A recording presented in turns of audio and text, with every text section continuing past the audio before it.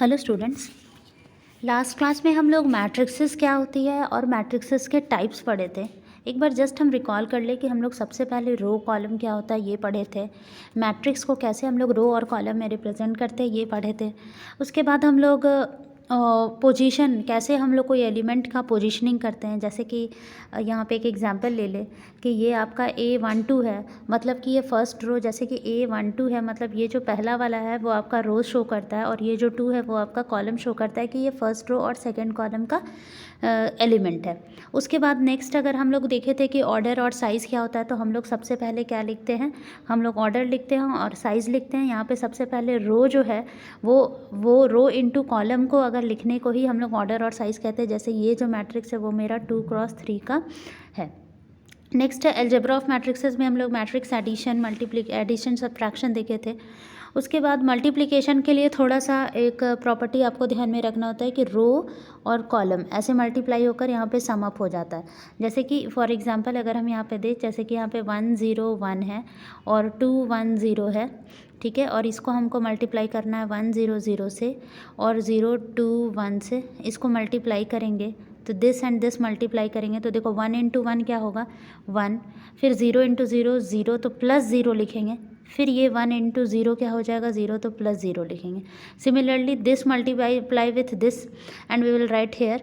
तो इस तरह से हम लोगों का ये मल्टीप्लिकेशन होता है, मतलब कि ये रो और आपका ये जो इधर का कॉलम है, फिर यही रो और ये सेकंड वाला कॉलम, ये दोनों को हम लोग मल्टीप्लाई करके यहाँ पे ऐड करके रिप्रेजेंट करते हैं। तो ये तो कल हम लोग खैर पढ़े थे।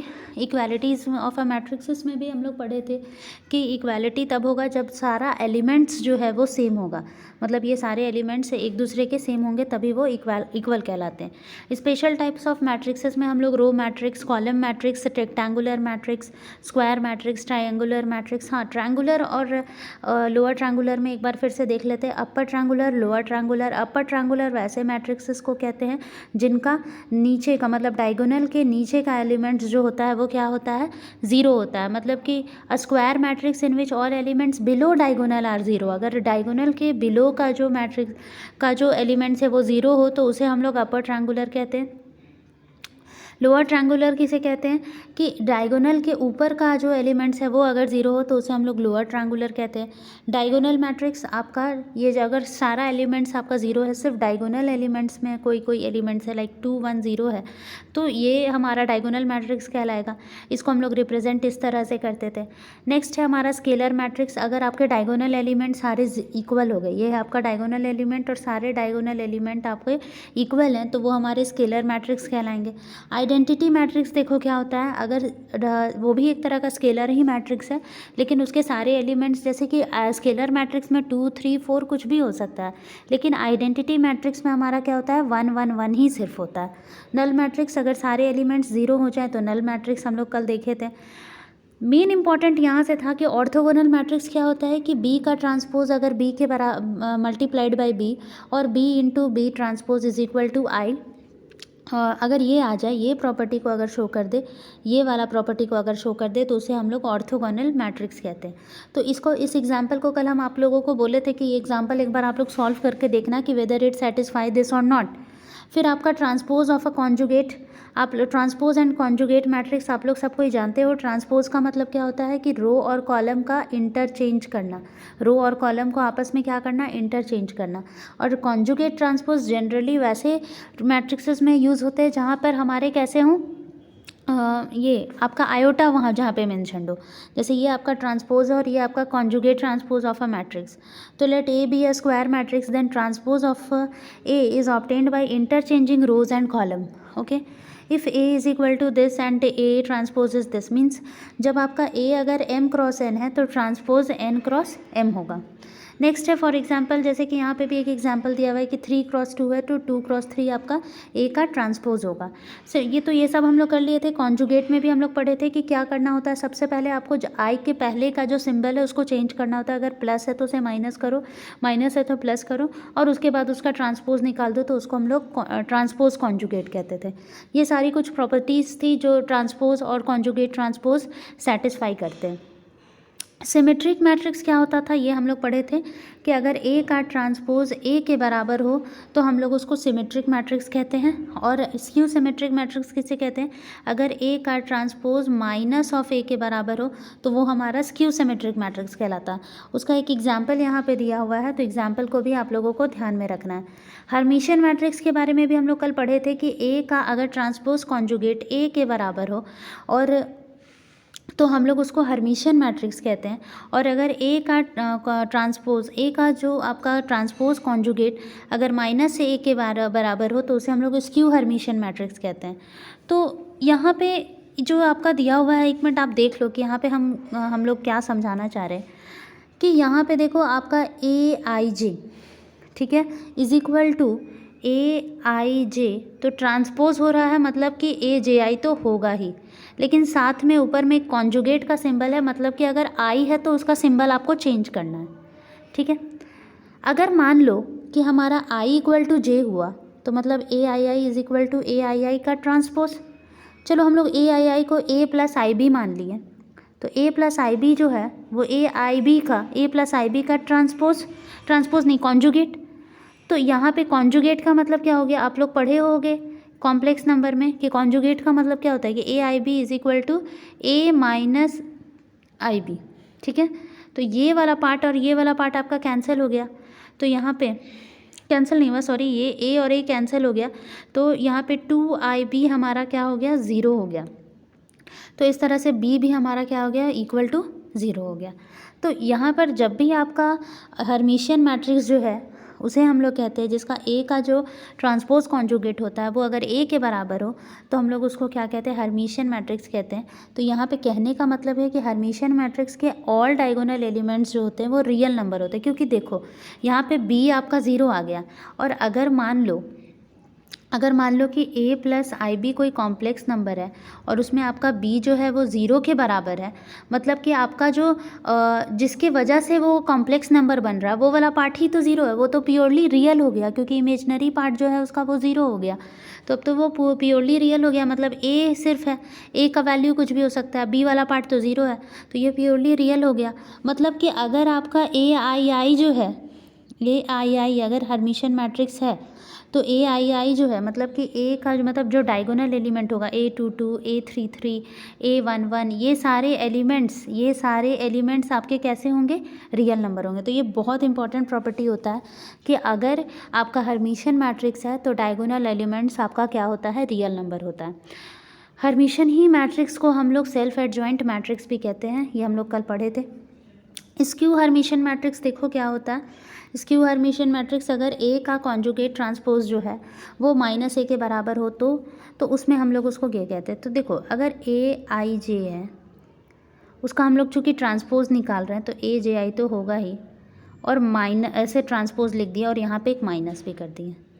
अगर हम लोग फिर से इक्वल वाला कंसेप्ट लें कि ए आई आई जो है वो माइनस ऑफ ए आई आई के होगा का कॉन्जुगेट, तो यहाँ पर देखो क्या हो जाएगा कि a plus i b equal to minus of a plus i b. तो ये तो पहले आपका माइनस हो जाएगा, क्योंकि कॉन्जुगेट है तो वो माइनस हो जाएगा तो प्लस हो गया, तो फिर से आपका ये और ये पार्ट कैंसिल हो गया। यहाँ पे आपकी part 2a is equal to 0 आ गया, मतलब कि आपका a बराबर जो है वो 0 होगा, और a 0 है मतलब कि इसका रियल पार्ट 0 है। मतलब स्क्यू हर्मिशियन मैट्रिक्स में क्या होगा कि आपका a 0 है, मतलब कि a 0 होने का मतलब क्या हो गया कि a प्लस आई बी में अगर आपका a 0 हो जा रहा है मतलब कि ये आपका प्योरली इमेजनरी है। तो यहाँ पे diagonal elements of skew Hermitian matrix are always purely imaginary, या फिर 0 होगा या तो प्योरली इमेजनरी होगा, ठीक है। तो इसे हम लोग स्क्यू हर्मिशियन मैट्रिक्स कहते हैं। यूनिटरी मैट्रिक्स जो है वो सेम है, लाइक ऑर्थोगोनल मैट्रिक्स में हम लोग ए का ट्रांसपोज इनटू ए या फिर A transpose into A into A transpose, ये हम लोग आई के बराबर आ जाए तो उसे हम लोग ऑर्थोगोनल मैट्रिक्स कहते थे। लेकिन यूनिटरी मैट्रिक्स क्या होता है कि ए का conjugate transpose into A equal to A का ए मल्टीप्लाइड बाई ए का कॉन्जुगेट ट्रांसपोज अगर आई के बराबर आ गया तो उसे हम लोग यूनिटरी मैट्रिक्स कहते हैं, ठीक है ना। तो कॉन्जुगेट ट्रांसपोज अगर रहे, कॉन्जुगेट ट्रांसपोज तो आपको समझना है हर्मिशियन मैट्रिक्स है, और अगर सिर्फ ट्रांसपोज रहे तो उससे आपका सिमेट्रिक और स्क्यू सिमेट्रिक्स बन रहा है। नॉर्मल मैट्रिक्स सिंपल है कि ए का ट्रांसपोज इंटू ए और या फिर ए इंटू ए ट्रांसपोज अगर आपका इक्वल हो गया तो उसको हम लोग नॉर्मल मैट्रिक्स कहते हैं। Every symmetric and skew symmetric and orthogonal are, देखो सिमेट्रिक मैट्रिक्स हो या स्क्यू सिमेट्रिक हो या ऑर्थोगोनल हो, वो सारे नॉर्मल मैट्रिक्स होते हैं। Is also skew normal matrix, Hermitian, skew, Hermitian and unitary, ये सारे मैट्रिक्सेस जो होते हैं वो आपके नॉर्मल मैट्रिक्स होते हैं, ठीक है। अब हम लोग नेक्स्ट हम लोग देखते हैं आइडेम्पोटेंट मैट्रिक्स। हम लोग कल पढ़े थे कि अगर ए स्क्वायर ए के बराबर आए तो आइडेम्पोटेंट, नीलोपोटेंट में पढ़े थे कि हम लोग ए टू द पावर के अगर ज़ीरो आ जाए तो हम लोग उसको नीलोपोटेंट कहते हैं, और इसके ठीक पहले वाला एलिमेंट आपका नॉन ज़ीरो होना चाहिए। मतलब ए टू द पावर अगर के ज़ीरो है तो ए टू द पावर के minus one is not equal to zero होना चाहिए, ठीक है। अब सब मैट्रिक्स, ब्लॉक मैट्रिक्सेस तो बहुत सिंपल है, इससे अब हम लोग आगे बढ़ते हैं। देखो एलिमेंट्री ऑपरेशन इन मैट्रिक्सेस, जब आप लोग मैट्रिक्सेस डिटर्मिनेंट्स पढ़े थे तो एलिमेंट्री ऑपरेशन करने भी पढ़े होंगे कि हम लोग 3 तरह से एलिमेंट्री ऑपरेशन करते हैं। या तो रो को आप इंटरचेंज कर सकते हो, मतलब कि अगर कोई मैट्रिक्स है, इसका ये पहला रो R1 है, ये दूसरा रो R2 है, ये तीसरा रो R3 है, तो हम लोग रो को अदल बदल कर सकते हैं, मतलब R3 को ऊपर, R2 को नीचे, मतलब ये सब जो इंटरचेंज है वो सब हम लोग कर सकते हैं, ठीक है ना। ये सब हम लोग कर सकते हैं। रिप्लेस, उसके बाद हम लोग है ना रिप्लेस कर सकते थे कि replace a row by a non zero multiple of itself. मान लो कि है ना कोई भी रो है, कोई भी पर्टिकुलर रो है जिसमें मान लो 1 2 3 लिखा हुआ है और यहाँ पे 2 1 6 लिखा हुआ है, तो हम पर्टिकुलर रो में कुछ भी नंबर को मल्टीप्लाई कर सकते हैं। जैसे मान लो k मल्टीप्लाई कर दिए। Replace a row by the sum of multiple and of another itself, मतलब हम लोग RI की जगह पे RI प्लस KRJ लिख सकते हैं। जैसे कि तुम लोग को याद होगा कि R1 को हम लोग ऐसा लिख सकते हैं R1 प्लस 2R2, ऐसा लिख सकते हैं। याद करो आप लोग क्लास 11 ट्वेल्थ में ये पढ़ के आए हो कि हम लोग मैट्रिक्सेस मतलब रो रिप्रेजेंटेशन ऐसा कर सकते हैं। जैसे कि फॉर एग्जांपल यहाँ पे एक दिया हुआ है कि let A is equal to this, तो हम लोग रो को इंटरचेंज कर सकते हैं। जैसे ये देखो यहाँ पे फर्स्ट रो में क्या है 1 3 2 है, सेकेंड रो में 2 0 1 है और थर्ड रो में 5 0 4 0 है, ठीक है ना। तो यहाँ पे हम लोग रो को इंटरचेंज कर दिए। देखो रो 2 को रो 1 पे लिख दिए, 2 0 1 देखो यहाँ ऊपर है और 1 3 2 नीचे है। ये काम कर सकते हैं। दूसरा काम क्या कर सकते हैं कि हम लोग कोई भी रो में कुछ भी नंबर को स्केलर को मल्टीप्लाई कर सकते हैं। जैसे देखो हम यहाँ पे फर्स्ट रो में 2 मल्टीप्लाई कर दिए, तो 1 जो है वो 2 बन गया, 3 जो है वो आपका 6 बन गया, 2 जो है आपका 4 बन गया। समझ में आया। और उसके बाद हम लोग ये रिप्रेजेंटेशन कर सकते हैं जिसको थर्ड प्रॉपर्टी कि हम लोग R1 की जगह पे R1 प्लस 2R2 कर सकते हैं। तो देखो R1 क्या है हमारा 2 0 1 और R2 क्या है 1 3 2, तो 1 देखो यहाँ पे हमको क्या करना है 2 प्लस 2 इंटू 1 मतलब 4 हो जाएगा ना।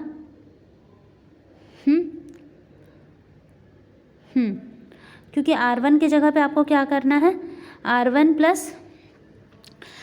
प्लस 2R2, तो यहाँ पे हमको क्या करना है कि R1 जो है R1 आपका कुछ भी है और आप उसको ऐसा इंटरचेंज कर सकते हो, और बाकी जो है वो उस पर कुछ भी नहीं करेंगे। जैसे कि देखो हमारा R1 क्या है, हमारा ये R1 है। अब देखो 1 इंटू 1 प्लस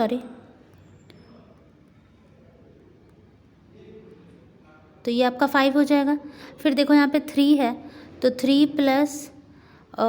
प्लस 2 इंटू 0, तो ये आपका 3 ही हो जाएगा, ठीक है।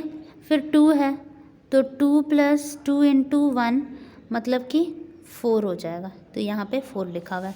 और बाकी सब में कुछ भी चेंज नहीं हुआ है, 2 0 1 है, 2 0 1 है, 5 4 0 है, 5 4 0 है।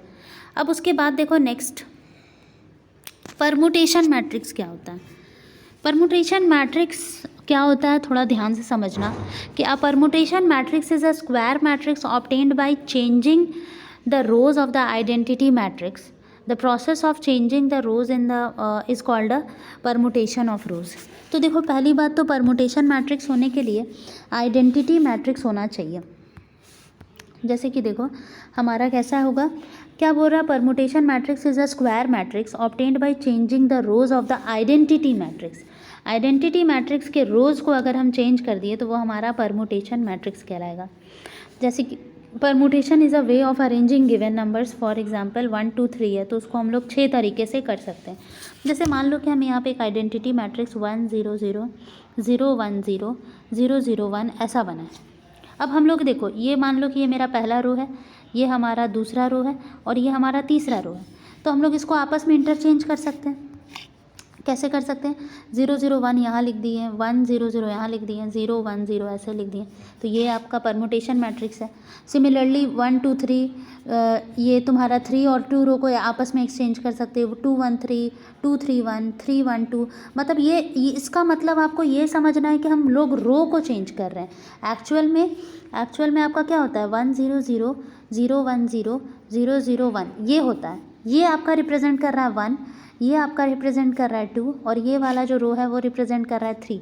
तो हम लोग को इसी को रोज़ को चेंज करना है। मतलब 1 2 3 कर दिए, कभी 1 3 2 कर दिए, 2 1 3 कर दिए, 2 3 1 कर दिए, 3 1 2 3 2 1, इस तरह से हम लोग इंटरचेंज कर दिए। सिंस आइडेंटिटी मैट्रिक्स का डिटर्मिनेंट अगर आप लोग निकालोगे, देखो आई ऐसे करके लिखा हुआ है, अगर ऐसा रिप्रेजेंट कर रहा है तो मतलब determinant of identity matrix is always 1। And for the permutation matrix A obtained by permuting row, उसके डिटर्मिनेंट जो होते हैं वो भी हमेशा ±1 होता है। मतलब आप ये नहीं सिर्फ कह सकते कि उसका जो डिटर्मिनेंट होगा सिर्फ +1 होगा, वो +-1 हो सकता है। उसके बाद आप देखो कि फॉर एग्जांपल यहाँ पर दिया हुआ है कि इन दिस मैट्रिक्स में क्या हुआ है कि पहला रो को कोई चेंजेस नहीं किया गया, दूसरा और तीसरा रो को आपस में चेंज कर दिया गया। वही यहाँ पे लिखा हुआ है कि in this matrix we have interchanged second and third row. और उसके बाद अगर आप इसका डिटर्मिनेंट निकालोगे तो you will get -1। Important properties of matrices देखो क्या है। सबसे पहला power of matrix. Power of matrix में देखो हम लोग क्या पढ़ रहे हैं, we can calculate power of a square matrix always only since basic concept of power is repeated multiplication. So a matrix can be multiplied itself only when it is a square matrix. देखो सबसे पहले तो हम लोग कोई भी matrix को आपस में तभी मल्टीप्लाई कर सकते हैं जब वो स्क्वायर मैट्रिक्स हो। अब ये देखो एक 2 क्रॉस 3 का मैट्रिक्स है, फिर एक 3 क्रॉस 2 का मैट्रिक्स है, ठीक है, आपस में ये मल्टीप्लाई हो जाएगा, लेकिन आंसर आएगा कुछ और। फिर आप उसको मल्टीप्लाई करोगे, मतलब उसमें आपको number of columns of the first matrix और number of rows of the second matrix हमेशा मैच कराना होगा। लेकिन अगर यही आपका स्क्वायर मैट्रिक्स होगा तो आपको इस तरह का कोई दिक्कत नहीं होगा। तो पावर ऑफ अ मैट्रिक्स मतलब कि हम कितना टाइम्स उसको मल्टीप्लाई किए, वही आपका पावर ऑफ द मैट्रिक्स हो जाता है। और a⁴ इज इक्वल टू 1 होता है। ये तो हमारा यूनिवर्सल ट्रूथ है जो कि हम लोग क्लास 8 से पढ़ते आ रहे हैं कि a हमारा ऐसा दिया हुआ है। देखो a³ जो है उसको 3 बार मल्टीप्लाई किए, ठीक है। a² जो है a मतलब a को 2 बार मल्टीप्लाई किए, a³ को हम लोग a² × a लिख सकते हैं। तो ये तो आपका मतलब पावर ऑफ अ मैट्रिक्स मतलब कि हम कितनी बार उसे मल्टीप्लाई कर रहे हैं। ये बहुत इंपॉर्टेंट कंसेप्ट है, ट्रेस ऑफ अ मैट्रिक्स। इस पर बहुत बार क्वेश्चंस उठते हैं, मल्टीपल चॉइस को क्वेश्चंस आते हैं इस पर कि ट्रेस क्या होता है। देखो ट्रेस में कुछ नहीं करना होता, आपको कुछ भी नहीं देखना है, सिर्फ sum of all diagonal element को हम लोग ट्रेस बोलते हैं। The trace of a square matrix is the sum of all diagonal element. इसके लिए आपका स्केलर मैट्रिक्स होना चाहिए या फिर डायगोनल मैट्रिक्स ही होना चाहिए, ऐसा कोई बात नहीं है। कोई भी मैट्रिक्स रहे, बस आपको डायगोनल एलिमेंट्स का सम कर देना है तो वो आपका ट्रेस कहलाएगा। जैसे कि देखो ये है आपका डायगोनल, तो उसमें डायगोनल में क्या क्या है, 1 0 4 है, तो 1 + 0 + 4 क्या मिल गया, आपका ट्रेस बन गया, ठीक है। ये आपका क्या हो गया, ट्रेस। तो अगर हम बोले कि कोई भी मैट्रिक्स, मान लो कि हम यहाँ पे एक मैट्रिक्स दे दिए 3 4 6 2 3 2 1, अब बोले कि इसका ट्रेस क्या होगा, तो आपको सिर्फ ये वाला एलिमेंट्स को जोड़ देना है, 1 + 6 + 1, ये आपका क्या हो गया 8, और यही 8 आपका क्या कहलाएगा, ट्रेस।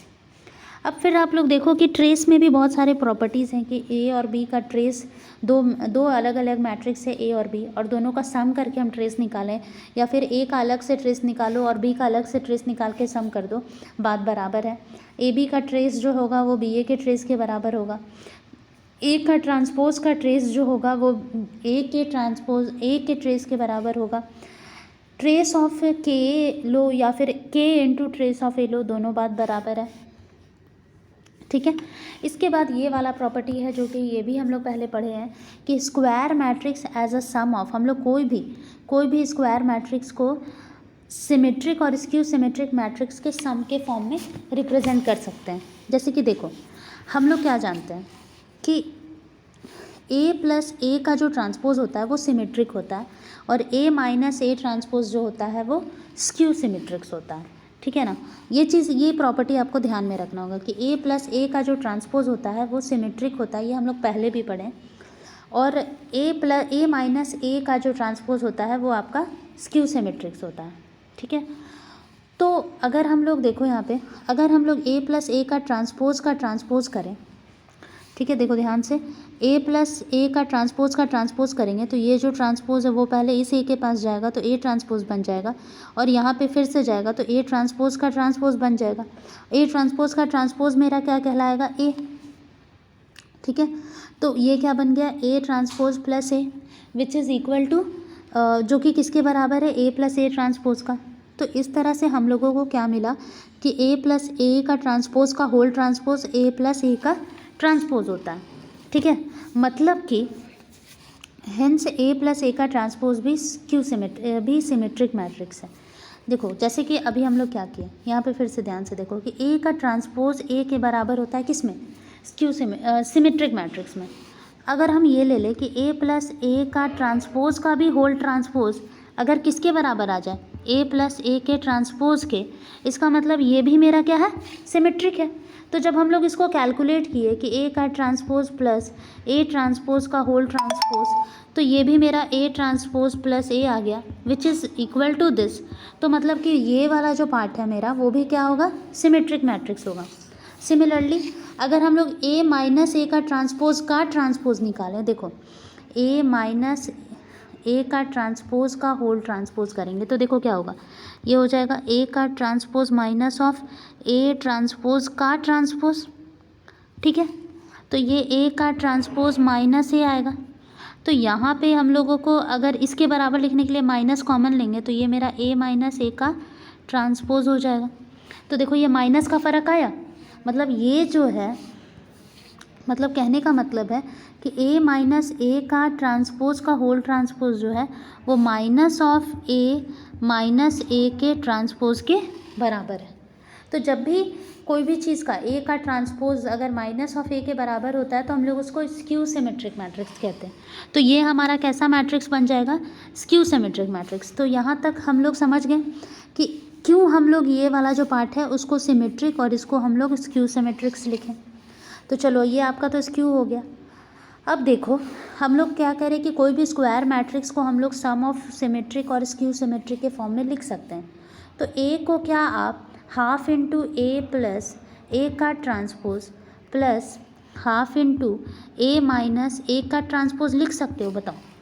अगर हम हाफ को कॉमन ले लें तो यहाँ पे क्या हो जाएगा, ए प्लस ए ट्रांसपोज फिर plus A minus A transpose होगा। ये और ये कैंसिल हो जाएगा, ए प्लस ए क्या हो जाएगा, हाफ इंटू टू ए, तो टू और टू कैंसिल हो जाएगा, तो ये आपका क्या बचेगा, ए। ठीक है ना, तो हम लोग मतलब कि हम लोग इनडायरेक्टली ए को ऐसा लिख सकते हैं जहाँ पे ए प्लस ए का ट्रांसपोज सिमेट्रिक है और ए माइनस ए का ट्रांसपोज आपका स्क्यू सिमेट्रिक्स है। इस तरह से every square matrix can be written as a sum of symmetric and skew symmetric matrix. ठीक है, चलो अब उसके बाद सम इम्पॉर्टेंट प्रॉपर्टीज़ और है कि some important properties on special types of matrices. The sum and product of two triangular matrix, मतलब कि अपर ट्रायंगुलर और lower triangular is again a triangular matrix. अगर आप अपर ट्रायंगुलर या लोअर ट्रायंगुलर मैट्रिक्स में आपस में अगर सम करोगे या फिर प्रोडक्ट करोगे तो वो हमें फिर से कैसा मैट्रिक्स मिलेगा, ट्रायंगुलर ही मैट्रिक्स मिलेगा। ठीक है, इसके बाद हमारा कुछ है कि let f x be a given polynomial and A is n cross n triangular matrix, then f A is called a polynomial matrix in A and f A will be triangular matrix with diagonal element this. ठीक है, तो अगर कोई इसको देखो example से समझो तब समझ में आएगा कि हम यहाँ पे कहना क्या चाह रहे हैं। कि मान लो कि एफ एक्स कोई पॉलिनोमियल है, पॉलिनोमियल तो आप लोग समझ रहे हो एक्स स्क्वायर प्लस वन, और ए कोई मैट्रिक्स है। ठीक है, तो अगर हम x के जगह पे a रख दें, एफ ए मतलब हम मैट्रिक्स को रख दे रहे हैं। यहाँ पे f x is equal to क्या है आपका, एक्स स्क्वायर प्लस वन। हम x के जगह पे क्या रख दिए, a, और a हमारा क्या है, एक मैट्रिक्स है ये ए हमारा क्या है, एक मैट्रिक्स है, तो यहाँ पे देखो हमारा मैट्रिक्स रखा गया, तो ए स्क्वायर प्लस वन होगा। तो सबसे पहले हम लोग ए स्क्वायर फाइंड आउट कर लिए। कैसे फाइंड आउट किए, 1 इंटू 1, फिर 2 इंटू 0 तो 1 ही होगा, फिर 1 इंटू 2 प्लस 2 इंटू 3 6 और 8 हो जाएगा यहाँ पे। Similarly this multiply with this row multiply with this 2 columns and will write है। सो हम लोग यहाँ पे इस तरह से प्रोडक्ट निकाल लिए। तो एफ ए निकालने के लिए क्या करना होगा हमको, ए स्क्वायर प्लस 1। अब देखो आई लिखने का मतलब हमेशा ध्यान रखना कि अगर 2 क्रॉस 2 है, 2 क्रॉस 2 का मैट्रिक्स है तो हम लोग आई लिखें मतलब कि 1 0 0 1। अगर 3 क्रॉस 3 का मैट्रिक्स है, 3 क्रॉस 3 का मैट्रिक्स है मतलब कि 1 0 0 0 1 0 0 0 0, मतलब आई का यही मतलब होता है। तो आई आपको मैट्रिक्स के हिसाब से आई बनाना है, और ये बात ध्यान रखना है कि हमेशा स्क्वायर मैट्रिक्स होना चाहिए, ठीक है। मतलब 4 क्रॉस 4, 5 क्रॉस 5, 3 क्रॉस 3, 2 क्रॉस 2, लेकिन 2 क्रॉस 3 इस तरह का मैट्रिक्स नहीं होना चाहिए। तो ये आपका हो गया। तो तो यहाँ पे एफ ए आपका ये निकल गया, ठीक है। एफ ए आपका ये निकल गया मल्टीप्लाई करने के बाद। तो यहाँ पर आप क्या देखोगे कि एफ A11 देखो क्या है, 2 A11 एफ A11 मतलब कि A11 का वैल्यू हमारा क्या है, 2 है। अच्छा, हमें A11 यहाँ से निकालना है, 1 है, ठीक है। तो मतलब F1 का वैल्यू क्या होगा, 1 का स्क्वायर प्लस 1 बाई यहाँ पे 2, और A22 देखो क्या है, A22 आपका यहाँ पे 3 है ना, तो हम लोग यहाँ पे 3 का स्क्वायर प्लस 1 हो जाएगा, डेट इज़ 10।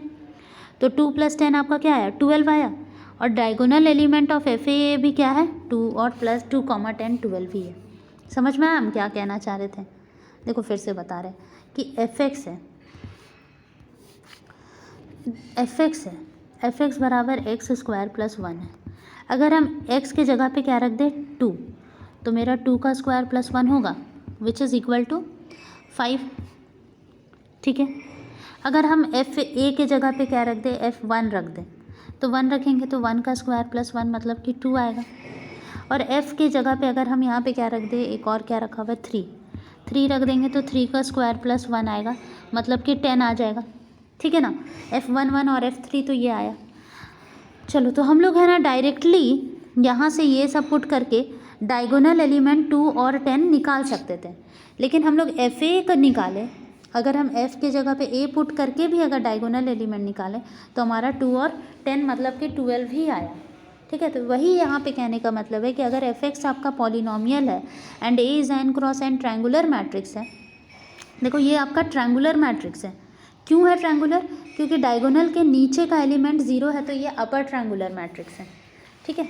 अब नेक्स्ट देखो प्रॉपर्टी क्या कहता है, ये सारा कुछ प्रॉपर्टीज़ है कि if let A be an idempotent matrix. Idempotent matrix का मतलब क्या होता था, जहाँ पे ए स्क्वायर आपका ए के बराबर है, ठीक है। देन डिटर्मिनेंट ऑफ ए जो होगा वो या तो 0 होगा या तो 1 होगा। अभी हम लोग एक और चीज़ पढ़े थे कि अगर परमुटेशन मैट्रिक्स होता है तब डिटर्मिनेंट उसका ±1 होता है। यहाँ पे हम लोग पढ़ रहे हैं कि अगर आइडेम्पोटेंट मैट्रिक्स है तो उसका डिटर्मिनेंट या तो 0 होगा या तो 1 होगा। मतलब कि अगर ए स्क्वायर ए आ रहा है तो वो आइडेम्पोटेंट मैट्रिक्स है, वैसा मैट्रिक्स का डिटर्मिनेंट हमेशा 0 या फिर 1 होता है। इसको देखो प्रूव भी किया गया कि मान लो कि डिटर्मिनेंट ऑफ ए हम मान लिए के, और मेरा ए स्क्वायर जो है वो ए के बराबर है, मतलब कि A square is equal to A square, K square is equal to K हो जाएगा, तो के स्क्वायर माइनस के बराबर 0 हो गया। अब हम लोग के को कॉमन ले लिए तो के इंटू के -1 हो गया, तो यहाँ से आपका 2 रूट निकला, एक 0 और 1। तो इस तरह से उसका मैट्रिक्स का डिटर्मिनेंट हमेशा क्या होता है, 0 या फिर 1 होता है। नेक्स्ट है for idempotent matrix A I minus A is also an idempotent. मतलब अगर ए कोई आइडेम्पोटेंट मैट्रिक्स है तो आई माइनस ए भी कैसा होगा, आइडेम्पोटेंट मैट्रिक्स ही होगा, ठीक है। ये दूसरा प्रॉपर्टीज़ का यहाँ पे प्रूफ छोटा सा दिया हुआ है। तो इस तरह का आपका क्वेश्चन 5 मार्क्स में आ सकता है कि show that if A is an idempotent matrix then A I minus A is also an idempotent matrix. तो ये आपका आ सकता है। तो कैसे हम लोग शो किए कि आई माइनस ए का होल स्क्वायर, उसको पूरा एक्सपैंड कर दिए ए माइनस बी का होल स्क्वायर के फॉर्मूला में, तो ये चीज़ हमारे पास आ गया। चूँकि हमारा ए स्क्वायर ए के बराबर है तो इसीलिए हम यहाँ पे ए स्क्वायर को ए से ये कर दिए, बदल दिए, फिर आई इंटू ए, कोई भी चीज़ को आई मतलब 1 होता है मैट्रिक्स के लैंग्वेज में, तो 1 इंटू ए करेंगे तो मेरा ए ही आएगा। तो वही सब चीज़ हम लोग चेंज कर दिए, तो हमें आई माइनस ए का होल स्क्वायर भी जो है वो आई माइनस ए ही मिला। तो इस तरह से ए मेरा आइडेम्पोटेंट मैट्रिक्स है। फिर देखो, अगर ए इज़ एन आइडेम्पोटेंट मैट्रिक्स तो पी ए मतलब रैंक ऑफ ए जो होगा वो ट्रेस ऑफ ए होगा। ठीक है, तो अभी तो आप लोग रैंक का कंसेप्ट पढ़े नहीं हो, तो इसको अभी हम लोग ऐसे छोड़ के रखते हैं, जब हम लोग पढ़ेंगे तब हम लोग ये वाला देखेंगे। The only non singular idempotent matrix is the identity matrix.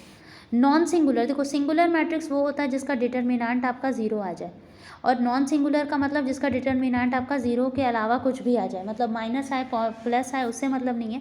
लेकिन सिंगुलर मैट्रिक्स, सिंगुलर मतलब हो गया, सिंगुलर मैट्रिक्स का मतलब वही हो गया कि अगर डिटर्मिनेंट आपका 0 है तो वो सिंगुलर है, और अगर डिटर्मिनेंट 0 नहीं है तो वो नॉन सिंगुलर है। तो बोल रहा है कि द ओनली नॉन सिंगुलर, सिर्फ only non singular idempotent matrix is identity matrix. सिर्फ आइडेंटिटी मैट्रिक्स ही ऐसा मैट्रिक्स है जो कि नॉन सिंगुलर है, मतलब उसका डिटर्मिनेंट 0 नहीं आता है। नहीं तो जितना भी आप आइडेम्पोटेंट मैट्रिक्स देखोगे उसका डिटर्मिनेंट हमेशा क्या आता है, 0 आता है। ठीक है, उसके बाद हम लोग क्या देखे थे, नीलोपोटेंट। नीलोपोटेंट में हम लोग देखे थे कि ए टू द पावर क्या होना चाहिए, 0 होना चाहिए के।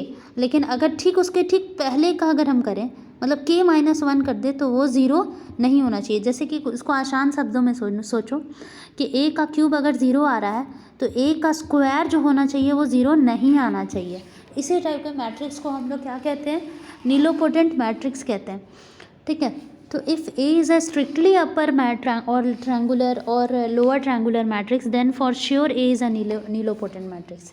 मतलब कि अगर आपको कोई भी मैट्रिक्स मिल जाए, मतलब कोई भी आकर आपको बोले कि write the example of nilpotent matrix, तो if A is strictly upper और लोअर ट्रायंगुलर मैट्रिक्स तो वो आपका नीलोपोटेंट मैट्रिक्स होता है। मतलब कि अगर ए आपका अपर ट्रायंगुलर मैट्रिक्स है और या फिर लोअर ट्रायंगुलर मैट्रिक्स है तो वो आपका क्या होता है, नीलोपोटेंट मैट्रिक्स होता है। अपर ट्रायंगुलर और लोअर ट्रायंगुलर आपके नीलोपोटेंट मैट्रिक्स होते हैं। 6 नंबर में आपका ये होता है कि इस तरह का जो मैट्रिक्स होता है कि मतलब आपका फर्स्ट रो कॉलम आपका 0 है, सेकेंड मतलब लास्ट रो आपका 0 है, या फिर फर्स्ट रो आपका 0 है और लास्ट कॉलम आपका 0 है और बीच में सिर्फ आइडेंटिटी एलिमेंट्स है, तो वैसे वैसे मैट्रिक्स भी आपके कैसे में होते हैं, वैसे वैसे मैट्रिक्स भी आपके नीलोपोटेंट मैट्रिक्स होते हैं। फॉर एग्जांपल देखो, ये वाला जो है वो आपका स्ट्रिक्टली है। स्ट्रिक्टली अपर ट्रायंगुलर मैट्रिक्स का मतलब अभी हम आपको समझाते हैं। देखो अपर ट्रायंगुलर तो हम समझ रहे हैं कि आप लोग समझ रहे हो कि डायगोनल के नीचे का एलिमेंट अगर 0 आ गया तो अपर ट्रायंगुलर मैट्रिक्स। डायगोनल के ऊपर का एलिमेंट अगर 0 आ गया, नीचे कुछ भी रहे चलेगा, ऊपर का एलिमेंट अगर 0 आ गया तो वो लोअर ट्रायंगुलर मैट्रिक्स। ये सब आप लोग तो समझ रहे हो। लेकिन स्ट्रिक्टली अपर ट्रायंगुलर मैट्रिक्स का मतलब क्या होता है, अगर डायगोनल एलिमेंट 0 है और उसके ठीक नीचे का भी एलिमेंट 0 है तो वो आपका स्ट्रिक्टली अपर ट्रायंगुलर मैट्रिक्स है। तो ऐसा स्ट्रिक्टली अपर ट्रायंगुलर मैट्रिक्स रहे या लोअर ट्रायंगुलर मैट्रिक्स रहे तो वो आपका नीलोपोटेंट है। तो अगर कोई कभी आपसे पूछा गया कि what is the example of nilpotent matrix, तो नीलोपोटेंट मैट्रिक्स का सिर्फ एक ही एग्जांपल आप लोग ध्यान में रखो कि अपर ट्रायंगुलर मैट्रिक्स रहे लेकिन स्ट्रिक्टली रहे, मतलब उसका डायगोनल एलिमेंट भी 0 हो, तो वैसे एलिमेंट्स को हम लोग नीलोपोटेंट मैट्रिक्स के एग्जाम्पल होते हैं। तो देखो अगर हम ए स्क्वायर करेंगे तो यहाँ पे ऐसा वैल्यू आ गया, फिर देखो जब हम ए क्यूब किए तो लास्ट में 0 आ गया। मतलब कि आपको करके देखना होगा। देखो जैसे कि हम एक क्या लिए, यहाँ पे ए लिए जो कि स्ट्रिक्टली अपर ट्रायंगुलर मैट्रिक्स है। तो नीलोपोटेंट मैट्रिक्स क्या होता है कि उसका कोई ऐसा पावर होता है जिसके पहुँचने पर मेरा वैल्यू जो होगा वो 0 हो जाएगा, और ये हमको ढूंढना पड़ेगा। हमको देख के नहीं पता चलेगा कि कितना बार मल्टीप्लाई करेंगे तो मेरा वो 0 के बराबर आ जाए। तो हम जब ए स्क्वायर किए तो देखे 0 के बराबर नहीं आया, लेकिन जैसे ही ए क्यूब किए तो वो मेरा 0 के बराबर आ गया। मतलब कि ए क्यूब जो है इज इक्वल टू ज़ीरो आ गया, मतलब ए स्क्वायर मेरा ज़ीरो नहीं है। तो ये देखो हम लोग यहाँ पे शो कर दिए कि स्ट्रिक्टली अपर ट्रायंगुलर मैट्रिक्स जो होता है वो नीलोपोटेंट मैट्रिक्स होता है। उसके बाद देखो सेकंड हम लोग ये वाला इस टाइप का एग्जांपल लिए थे कि अगर आपका फर्स्ट कॉलम और लास्ट रो या फिर फर्स्ट रो और लास्ट कॉलम अगर आपका ज़ीरो हुआ और बीच में सिर्फ आइडेंटिटी एलिमेंट्स है, तो वैसे मैट्रिक्सेस को भी हम लोग नीलोपोटेंट मैट्रिक्स कहते हैं। जैसे कि देखो हम यहाँ पे एक एग्जांपल है, अब ये जो है वो क्या रिप्रेजेंट करता है, ऐसे करके 0 0 I2 फिर यहाँ पे 0 लिखा हुआ है, ये क्या रिप्रेजेंट करता है, I2 का मतलब हो गया कि देखो ये रिप्रेजेंट कर रहा है 0 0 0, I2 मतलब यहाँ पे ऐसा और फिर लास्ट में ऐसा। तो देखो यहाँ पे फर्स्ट कॉलम और लास्ट रो 0 है, तो ये भी हम लोग कुछ स्टेप्स मल्टीप्लाई करेंगे तो ऑब्वियसली ज़ीरो मिलेगा ही। तो देखो हम जब 2 बार मल्टीप्लाई किए तो नहीं आया ज़ीरो, लेकिन तीसरी बार मल्टीप्लिकेशन के बाद हमारा ज़ीरो आ गया। इसका मतलब इस तरह के मैट्रिक्स भी हमारा क्या होता है, नीलोपोटेंट मैट्रिक्स होता है। नेक्स्ट हम लोग कुछ और प्रॉपर्टीज़ देख लेते हैं कि अगर ए नीलोपोटेंट मैट्रिक्स है देन उसका डिटर्मिनेंट हमेशा ज़ीरो होगा। So A is a singular and non invertible. आप लोग क्लास 12th में पढ़े हो, कुछ कंसेप्ट्स हम ये समझ के पढ़ा रहे हैं कि आप लोग को कुछ चीज़ पता होगा। जैसे क्लास 12th में जब डिटर्मिनेंट्स हम लोग स्टार्ट करते हैं तभी वहाँ पे बता दिया जाता है कि अगर you are getting determinant equal to 0 then it is a singular, and if determinant is not equal to 0 तो वो नॉन सिंगुलर। और अगर आपका डिटर्मिनेंट 0 आ रहा है तो इसका मतलब क्या होगा कि आप इन्वर्स फाइंड नहीं कर सकते। इन्वर्स फाइंड करना मतलब आप ए का इन्वर्स फाइंड करने जा रहे हो और आपका डिटर्मिनेंट ही 0 आ रहा है। और जब आप ए का इन्वर्स का फॉर्मूला याद करो, क्या पढ़ते थे हम लोग, 1 डिटर्मिनेंट ऑफ ए और एडजॉइंट ऑफ ए, ठीक है, यही हम लोग पढ़ते थे। तो अगर आपका डिटर्मिनेंट 0 आ रहा है तो 1/0 तो मेरा खुद मैथ्स के लैंग्वेज में इंडिटर्मिनेट फॉर्म होता है, तो हम लोग उसका कैसे इन्वर्स निकाल सकते हैं, तो हम लोग का तो इन्वर्स निकलेगा नहीं वैसे केस में। तो ऐसा केस में हम लोग क्या करेंगे कि ए इन्वर्स मेरा नहीं निकलता, मतलब अगर ए इज़ सिंगुलर तो वो नॉन इन्वर्टिबल होगा। और इस तरह से हमारा नीलोपोटेंट मैट्रिक्स जो होता है उसका डिटर्मिनेंट 0 आता है, तो इसका मतलब मान के चलो कि अगर नीलोपोटेंट मैट्रिक्स है तो वो नॉन इन्वर्टिबल होगा और सिंगुलर होगा, ठीक है ना। ये पहला बात। अभी तक हम लोग किसके डिटर्मिनेंट पढ़े, एक तो हम लोग पढ़े कि ए का डिटर्मिनेंट जो होता है अगर मान लो क्या हम लोग पढ़े थे यहाँ पे कि +-1 होता है, किसका हम लोग पढ़े थे कि +-1 होता है। और एक हम लोग पढ़े थे कि ए का डिटर्मिनेंट अगर आइडेम्पोटेंट मैट्रिक्स है तो उसका में आपका जो डिटर्मिनेंट होगा या तो 0 होगा या तो 1 होगा आइडेम्पोटेंट में। और फिर हम लोग पढ़े थे परमुटेशन मैट्रिक्स में पढ़े थे कि ए का जो डिटर्मिनेंट होता है वो + या -1 होता है। तो ये सब छोटी छोटी चीज़ें आप लोगों को ध्यान में रखना होगा कि परमुटेशन मैट्रिक्स है तो उसका डिटर्मिनेंट क्या क्या पॉसिबल है, +1 और -1। आइडेम्पोटेंट मैट्रिक्स में आपका क्या क्या डिटर्मिनेंट पॉसिबल है, या तो 0 या तो 1, ठीक है। फिर आप लोग देखो कि यहाँ पे जो if A is a nilpotent matrix then उसका ट्रेस भी क्या होगा, 0 होगा, क्योंकि उसका नीलोपोटेंट का तो डायगोनल एलिमेंट 0 होता है। If A is n cross n nilpotent matrix then उसका इंडेक्स ऑफ ए जो होगा वो भी n होगा। इंडेक्स के बारे में हम लोग पढ़ेंगे नेक्स्ट क्लास में, तो अभी इसको आप रहने दो।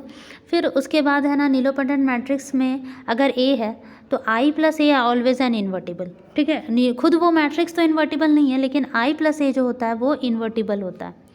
और if A is a nilpotent matrix then i + a का जो वैल्यू उसका डिटर्मिनेंट होता है वो 1 होता है।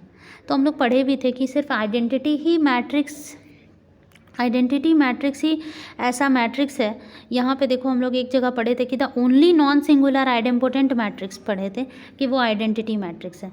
सिर्फ ओनली नॉन सिंगुलर आइडेम्पोटेंट में भी मैक्सिमम का हमारा 0 या 1 ही आता है, मैक्सिमम 0 ही आता है। सिर्फ एक मैट्रिक्स जो कि आइडेम्पोटेंट है लेकिन वो नॉन सिंगुलर है, वो आपका आइडेंटिटी मैट्रिक्स है, ठीक है। तो हम लोग अगर कोई नीलोपोटेंट मैट्रिक्स उसमें अगर आप आइडेंटिटी मैट्रिक्स ऐड करके अगर डिटर्मिनेंट निकालोगे तब आई आ जाएगा। तो यही था ओवरऑल आज का क्लास। हम लोग यहाँ पे बहुत इंपॉर्टेंट प्रॉपर्टीज़ पढ़े कि स्ट्रिक्टली अपर ट्रायंगुलर क्या होता है, स्ट्रिक्टली लोअर ट्रायंगुलर क्या होता है। मतलब अगर आपका डायगोनल एलिमेंट 0 है और आपके डायगोनल के नीचे के सारे एलिमेंट्स 0 हैं तो वो आपका स्ट्रिक्टली अपर ट्रायंगुलर है। तो इस तरह से फिर कोई भी स्क्वायर, ये क्वेश्चन भी बहुत इंपॉर्टेंट है एग्जामिनेशन पॉइंट ऑफ व्यू से कि स्क्वायर मैट्रिक्स को हम लोग as a sum of symmetric और स्क्यू सिमेट्रिक में शो कर सकते हैं। तो आपको जस्ट बस यही शो करना है कि a + a का ट्रांसपोज सिमेट्रिक सिमेट्रिक होता है और A माइनस A का ट्रांसपोज स्क्यू सिमेट्रिक होता है। अगर आप ये वाला बात शो कर दिए तो ये भी आप शो कर सकते हो। तो बहुत सारा क्वेश्चंस बन सकता है यहाँ पर से। नेक्स्ट क्लास में हम लोग सिस्टम ऑफ लीनियर इक्वेशंस पढ़ेंगे जो कि बहुत इंपॉर्टेंट है। उससे पहले हम चाहेंगे कि आप लोग सबको ही क्लास 12th की बुक खोलो और क्रेमर रूल जो पढ़े थे आप लोग, क्रेमर्स रूल, उसको एक बार पढ़ लेना। उसमें हम सबसे पूछेंगे कि ABCD का वैल्यूज़ निकालने के लिए फार्मूला क्या होगा। तो हो सकता है मोस्ट प्रोबेबली कल का क्लास हम हो सकता है लाइव ले या फिर नहीं भी लिए, तो नेक्स्ट जो वीक होगा उसमें एक क्लास लाइव लेके ज़रूर आप लोगों से पूछेंगे कि आप लोग कितना पढ़े हो। ठीक है, थैंक यू।